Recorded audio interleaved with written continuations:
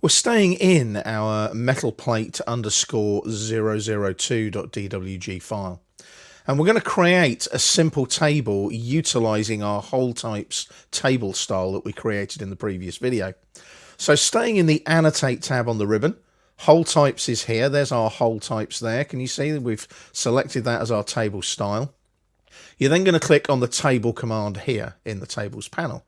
Now, as soon as you do that, you'll see that you've got the insert table dialog box. Now, one of the craziest things about this dialog box is you can turn the preview on and off.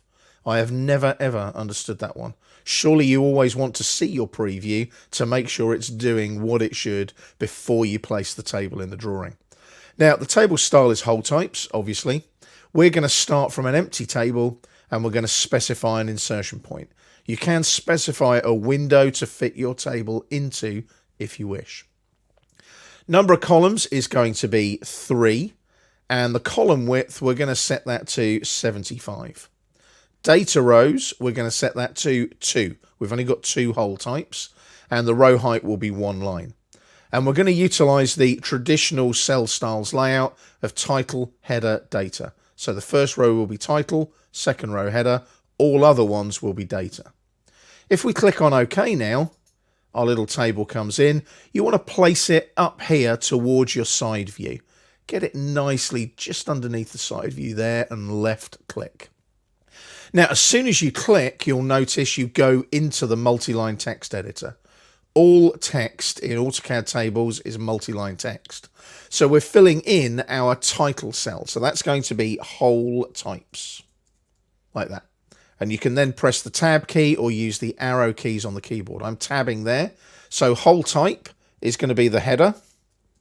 So hole type, and then we're going to have radius, and then we'll have a diameter as well, like so. And then we tab to hole type 1, and then I'm going to do a space dash space, and this will be our bolt hole.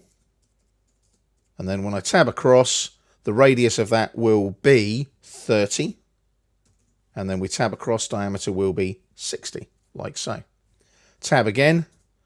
And then this is going to be 2 space dash space, slotted hole. And then we're going to tab again. This time the radius will be 25. Tab again, and the diameter will be 50.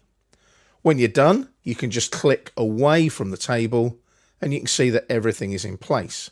Now you will notice any numerical data automatically right hand justifies.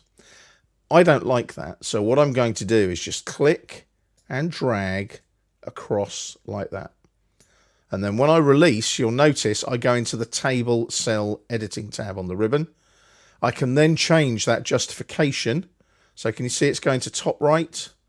I want that to go to middle center.